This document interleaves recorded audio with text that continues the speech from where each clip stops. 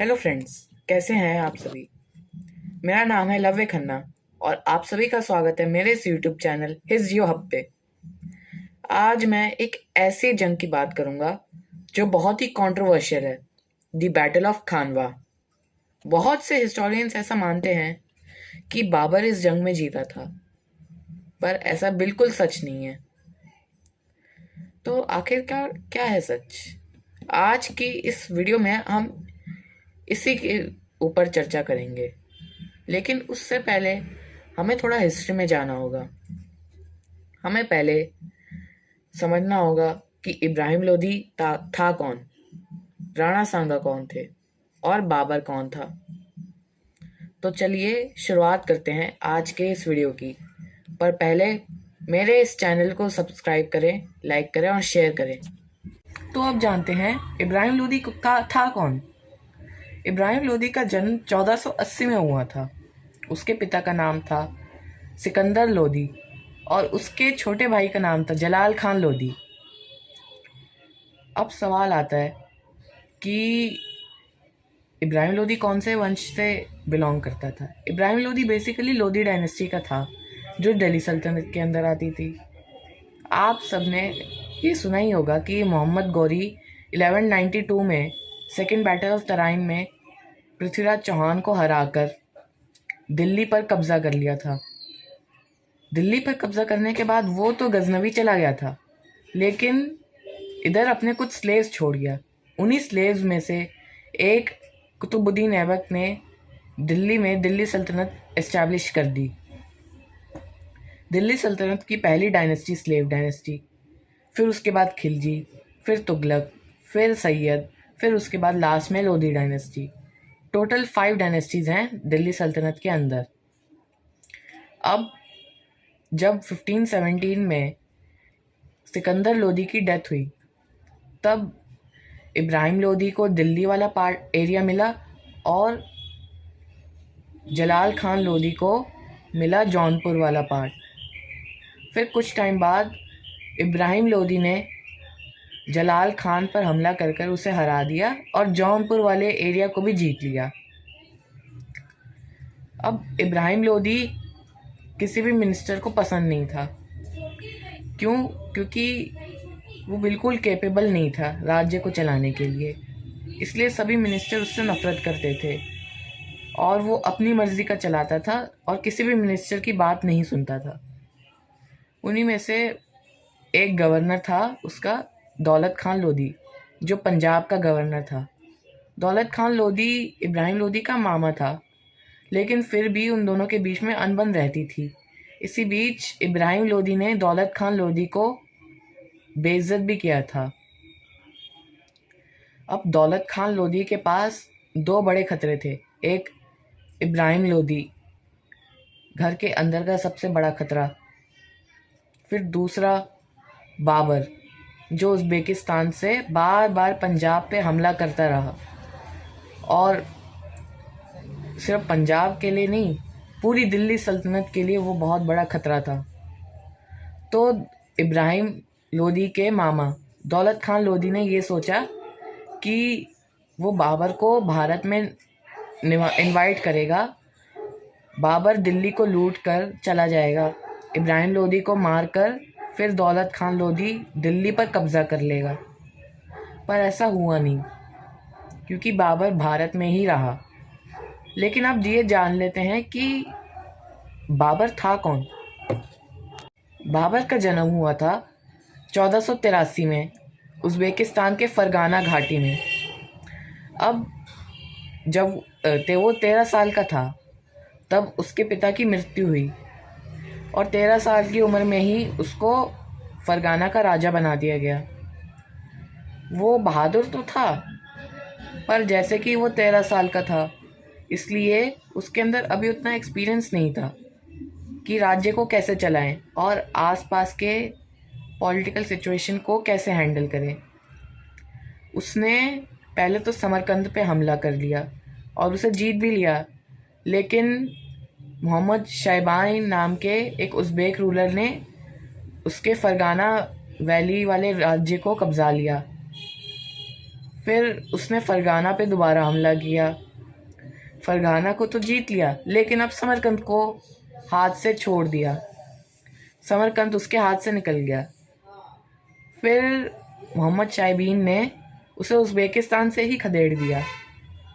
पर बचपन से उसने हिंदुस्तान के किस्से सुने हुए थे कि हिंदुस्तान बहुत अमीर है, हिंदुस्तान पूरे दुनिया की जीडीपी में बहुत बड़ा कंट्रीब्यूशन देता है। उसने ऐसे बहुत से किस्से सुने हुए थे, इसलिए उसने हिंदू कुश पहाड़ियों को पार किया और पहले तो काबुल पे कब्ज़ा कर लिया। फिर उसने तैयारी की इंडिया पर कब्ज़ा करने की, लेकिन उसकी तैयारी बहुत बड़ी थी और उसमें बहुत साल लगने वाले थे। तो इस बीच वो छोटे मोटे हमले करता रहा पंजाब की साइड पे। अब यहीं उसको दौलत खान लोधी का इनविटेशन आया। फिर 1526 में वो भारत आ गया। उसने पंजाब के काफ़ी सारे एरियाज़ पे कब्ज़ा किया और दौलत खान लोधी को मार दिया, क्योंकि उसको पता था कि दौलत खान लोधी का इंटेंशन कुछ और है उसको बुलाने का, और वो कभी भी उसे धोखा दे सकता है। इसलिए बाबर ने दौलत खान लोधी को मरवा दिया और पंजाब पे कब्ज़ा कर लिया। फिर जब इब्राहिम लोधी को पता चला, वो अपनी 1 लाख की सेना लेकर निकल पड़ा और दूसरी तरफ बाबर के पास 25,000 के सैनिक। अब ये दोनों सेनाएं मिली पानीपत के मैदान में। पानीपत के मैदान में बहुत सारी तोपें लाया था अपने साथ बाबर, और वो उसके लिए सबसे बड़ा एडवांटेज था पूरे जंग में।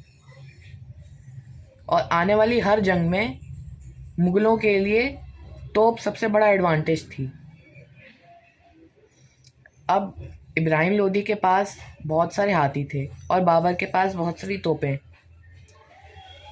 तो जंग की शुरुआत हुई।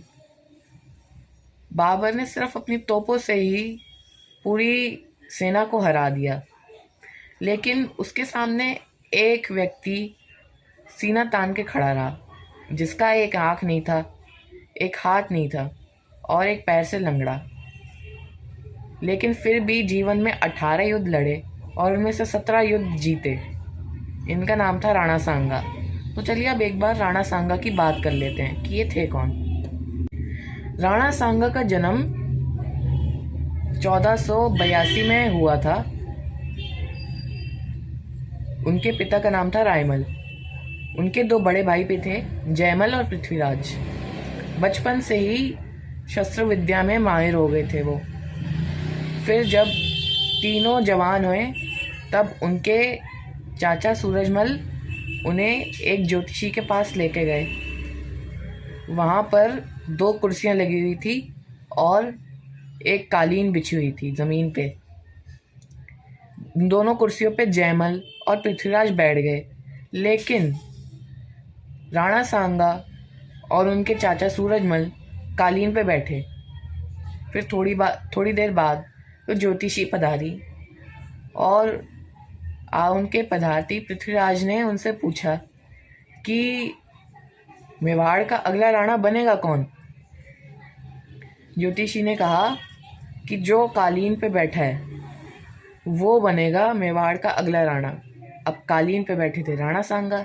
पृथ्वीराज को बहुत गुस्सा आया।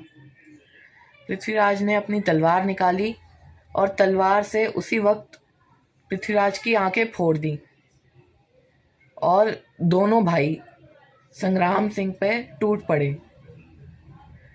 लेकिन जो चाचा थे सूरजमल, वो राणा सांगा की रक्षा कर रहे थे और उन्होंने कहा राणा सांगा को कि तुम इधर से भाग जाओ।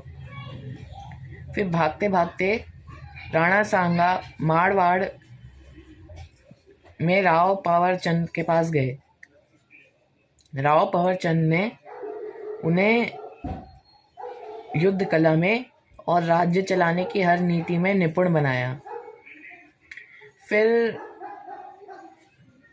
इधर मेवाड़ में क्या हो रहा है इसे देखते हैं एक बार। मेवाड़ में पहले तो पृथ्वीराज गद्दी पे बैठे, लेकिन फिर उनके जीजे ने उन्हें जहर दे के मार दिया। फिर जयमल बैठे। जयमल कि उनके दोस्तों के साथ अनबन हो गई थी, इसलिए उनके दोस्तों ने जयमल को मार दिया। फिर दुख में रायमल को चिंता होने लग गई अपने बेटे संग्राम सिंह की, और अपने गुप्तचरों को संग्राम सिंह की खोज में भेज दिया, और उन्हें मिल गए संग्राम सिंह। पहले तो रायमल ने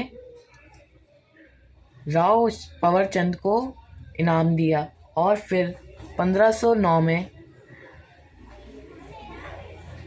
राणा सांगा गद्दी पे बैठ गए मेवाड़ की। अब मेवाड़ में सारे जो इंटरनल थ्रेट्स थे वो तो ख़त्म हो गए, लेकिन एक्सटर्नल थ्रेट बहुत सारे थे। जैसे मेवाड़ को नॉर्थ में दिल्ली सल्तनत नाम का एक दुश्मन मिला। फिर साउथ ईस्ट की तरफ आओगे तो मालवा का राज्य, साउथ वेस्ट की ओर गुजरात सल्तनत। अब इन तीनों से राणा सांगा ने बहुत अच्छी तरीके से युद्ध किया और इनको हराया भी। अब पहले राणा सांगा ने गुजरात सल्तनत के ऊपर चढ़ाई की और गुजरात को कब्जा कर लिया। फिर मालवा में महमूद खिलजी का शासन था। महमूद खिलजी का एक सहायक था मेदिनी राय, जो चंदेरी का राजा था। अब मेदिनी राय का इन्फ्लुएंस धीरे धीरे मालवा के राज्य में बढ़ता गया। महमूद खिलजी को इसकी बहुत चिंता हो रही थी कि कहीं मेदिनी राय आगे चल के उसकी गद्दी ना हड़प ले, इसलिए उसने मेदिनी राय को मरवाने का सोचा। पर किसी तरह मेदिनी राय बच के राणा सांगा के पास चला गया। मेदिनी राय अपने पीछे चंदेरी में अपने बेटे को छोड़ गए थे किले की रक्षा करने के लिए, क्योंकि महमूद खिलजी की सेना ने मेदिनी राय के किले को, यानी कि चंदेरी के किले को, चारों तरफ से घेर लिया था। और सेना इतनी बड़ी थी कि उन्होंने चंदेरी के राजपूतों को हरा दिया, लेकिन फिर भी राजपूत काफ़ी वीरता से लड़े और शहीद हो गए। फिर राणा सांगा ने मालवा को चुनौती दी गागराओं नाम के किले में, और गागराओं के किले में मालवा को बुरी तरीके से हरा दिया। अब बात है दिल्ली सल्तनत की। तो 1517 में जब इब्राहिम लोदी दिल्ली सल्तनत की गद्दी पे बैठा था, तब उसने पहले तो ये निर्णय लिया कि वो राजपूतों को हरा के ही मानेगा। उस वक्त राणा सांगा ने 106 राजपूत रियासतों को अपने साथ मिला लिया था। फिर 1517 में इब्राहिम लोदी और राणा सांगा की सेनाएं खातौली में मिली और इब्राहिम लोदी को बहुत बुरी तरीके से हरा दिया। लेकिन अफसोस की बात है कि राणा सांगा का एक हाथ चला गया और एक पैर हमेशा के लिए चोटिल हो गया। लेकिन फिर भी राणा सांगा शेर की भांति हर जंग में बहादुरी से लड़ते थे और जीतते थे। अब राणा सांगा को चुनौती देने वाला कोई नहीं था। उनका राज्य गुजरात से लेके आगरा तक फैल चुका था, उनको चुनौती देने वाला कोई नहीं था। लेकिन 1526 में जब बाबर हिंदुस्तान आया, पानीपत की जंग में इब्राहिम लोदी को हरा दिया। फिर उसने मुग़ल साम्राज्य की स्थापना की और अपने बेटे हुमायूं को भेजा आगरा के किले को जीतने के लिए, और उसने जीत भी लिया। राणा सांगा के सामने बहुत बड़ी चुनौती खड़ी हो गई। राणा सांगा और बाबर की सेनाएं फिर मिली बयाना के मैदान में। इस जंग में राणा सांगा ने बाबर को बहुत आराम से हरा दिया, लेकिन अभी सबसे बड़ी जंग बाकी थी। राणा सांगा के जीवन की सबसे इकलौती जंग जो वो कभी नहीं जीते थे। लेकिन याद रखना, नहीं जीते थे इसका मतलब ये नहीं कि वो हार गए थे। ये जंग बेसिकली एक स्टेलमेट थी। तो इस जंग को समझने के लिए हमें दोनों सेनाओं की युद्ध रचना को समझना होगा। तो चलिए अब वो समझते हैं। तो ये थी दोनों सेनाओं की एक तरफ मुगल, एक तरफ राजपूत। मुगल को लीड कर रहे थे बाबर और राजपूतों को लीड कर रहे थे राणा सांगा। ये दोनों सेनाओं की युद्ध रचना है। पहले मुगल सेना की युद्ध रचना को देख लेते हैं। ये है बाबर जो इधर खड़ा है। ये इधर उसकी खास घुड़सवार टुकड़ियां खड़ी हुई हैं और इधर अफगानी घुड़सवारों की टुकड़ियां। ये हैं बाबर के तीरंदाज और ये हैं बाबर के बंदूकची। ये बाबर की तोपें हैं और बाबर की तोपों को प्रोटेक्ट कर रखा है बैलगाड़ियों ने। ये बाबर की अरावा स्ट्रैटेजी थी, जिसमें पहले तो पीछे तोपें लगी होती थी, फिर उन तोपों को, ताकि उन तोपों तक कोई पहुंच ना पाए, इसलिए उन तोपों के आगे बुलक कार्ट्स लगा दिए जाते थे। और ये है राणा सांगा की युद्ध रचना। सबसे आगे हाथी, उनके पीछे घोड़े, उनके पीछे पैदल सैनिक, फिर सबसे लास्ट में राणा सांगा। अब युद्ध जब शुरू हुआ, शुरुआत में ही बाबर ने अपनी तोपें चलानी शुरू की। बाबर की स्ट्रैटेजी ये रही थी, जो हर तिमुरिद या फिर अफगान या फिर तुर्क आक्रमणकारी की स्ट्रैटेजी थी कि वो फ्लैंक्स पर हमला करता था। लेकिन राजपूत आर्मी की सबसे बड़ी स्ट्रेंथ थी उनकी घुड़सवार सेना। तो उनकी घुड़सवार सेना ने बाबर की घुड़सवार सेना को फ्लैंक्स पर ही रोक कर रखा। बाबर की सेना के लिए सबसे तंग कर देने वाली चीज़ यही थी, किंतु राणा सांगा की सेना को तंग कर रहा था ये मध्य भाग तोपचियों का।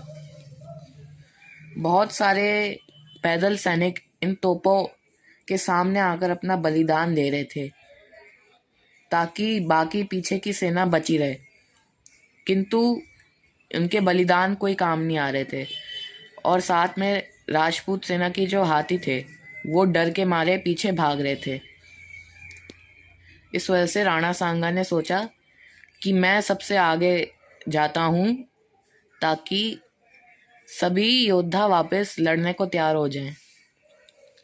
फिर राणा सांगा और उनका हाथी सबसे आगे खड़ा रहा अपनी सेना के। यही बाबर चाहता था और फिर उसने अपने सभी तीरंदाजों और तोपचियों का निशाना राणा सांगा की तरफ कर दिया और यही हुआ। राणा सांगा के माथे पे जाके एक तीर लगा और वो बेहोश हो गए। पृथ्वीराज राठौर नाम के एक राजा थे बीकानेर के, वो भी इस युद्ध में थे। वो राणा सांगा को वापस शिविर लेके गए और उनकी जगह ली अज्जा जाला ने। लेकिन असमंजस की बात यह है कि एक राजपूत राजा बाबर की सेना से डर गया था, स्पेशली तोपों से, इसलिए वो अपनी घुड़सवार सेना के साथ गया और बाबर से जा मिला। लेकिन अब तक शाम हो चुकी थी और युद्ध खत्म हो चुका था। बाबर की सेना अपने शिविर लौट गई और राणा सांगा की सेना अपने शिविर में। तो आप देख सकते हैं कि ये युद्ध किस तरीके से एक स्टेलमेट साबित हुआ। लोग कहते हैं कि बाबर इस जंग में जीता था,